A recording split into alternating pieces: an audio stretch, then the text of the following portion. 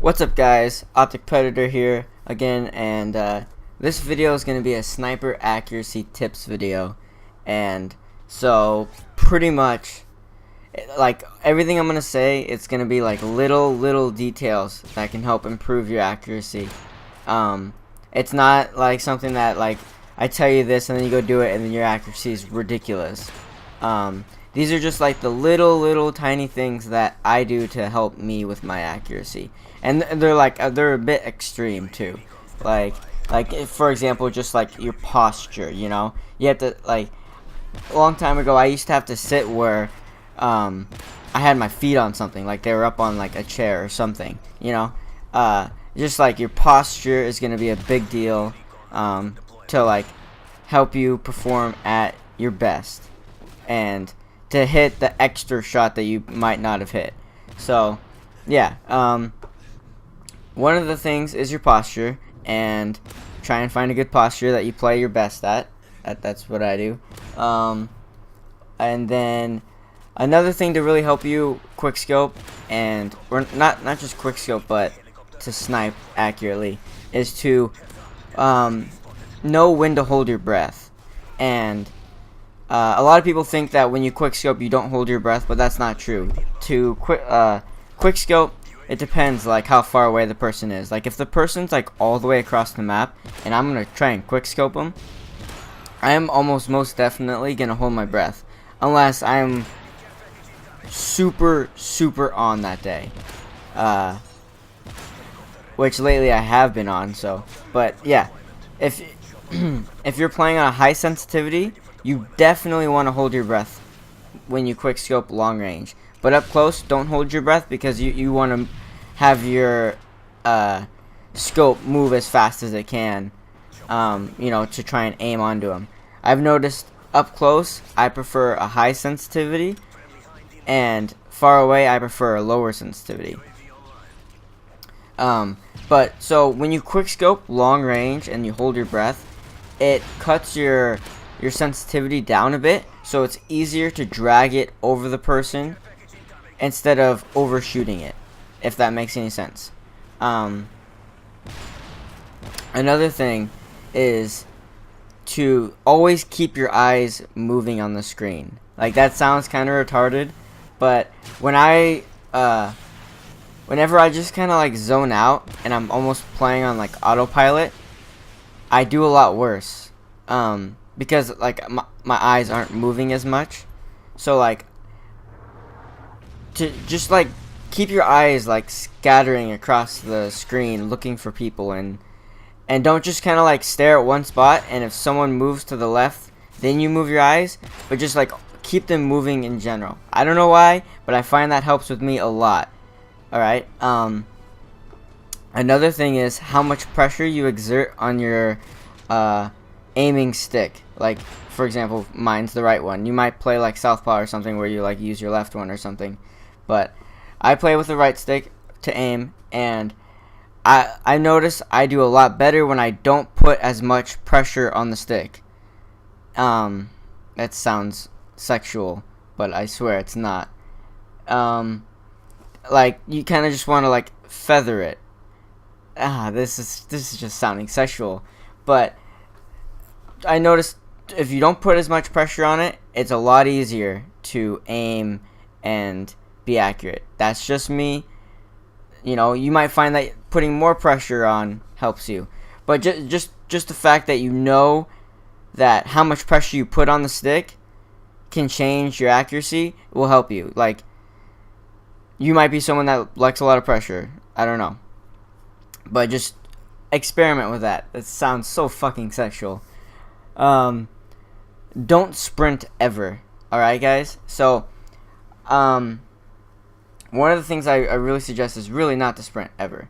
And, well, I mean, once you learn when to sprint, then you can sprint. But I suggest, when you're trying to develop your accuracy, I suggest playing in a private match with a group of 5 friends or 4 friends, like on Dome or a really small map, and just play in that map with them in a private match for hours, like 2 hours every day. If you do that for 2 hours every day, or however long you want to play, it doesn't really matter, like half an hour, you will be so much better. And when you're playing with them, make sure you never sprint.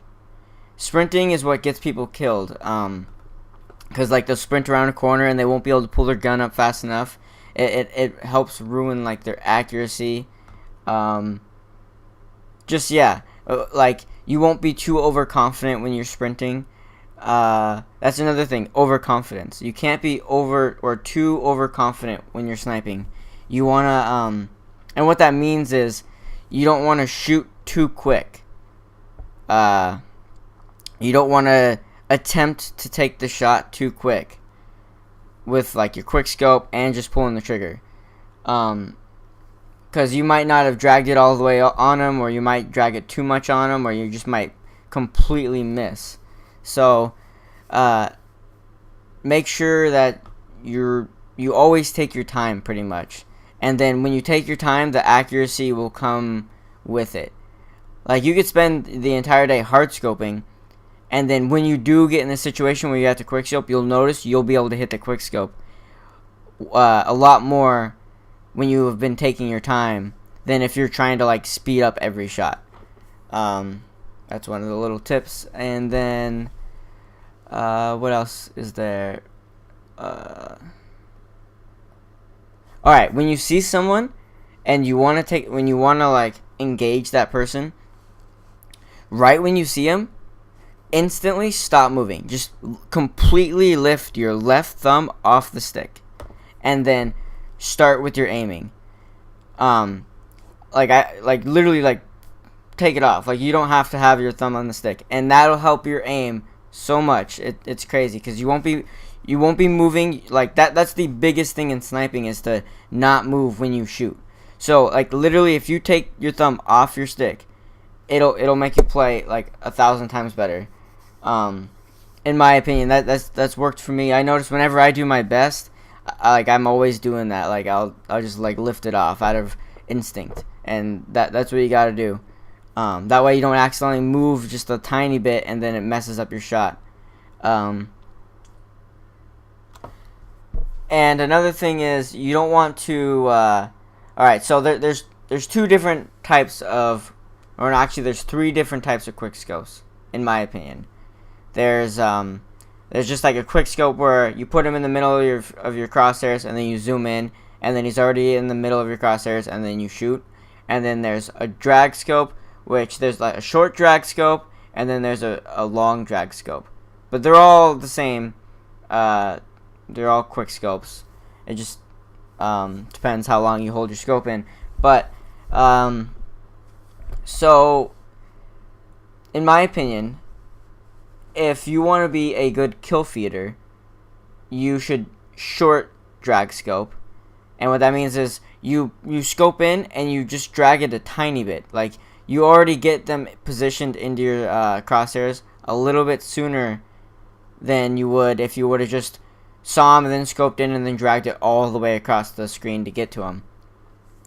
I think it's better to be good at both of those, so that way you're better in every situation than if you only short dragged.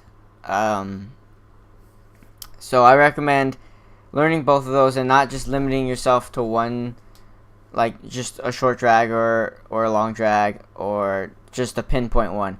A lot of people think that they have to do the pinpoint one because that's like the fastest quick scope, and but that's so not true. You're gonna lose so much accuracy by trying to pinpoint every single time, and so don't do that. And I have a lot more things that I can say about sniping and all that, so I might make another video. I do plan on making a long series on Black Ops 2 about sniping and just sniping tips overall and tactics, because I have tons of tactics that can help you guys with sniping. And if you guys like the video, click like, really helps out. Trying to be active for you guys. Love you guys. Peace.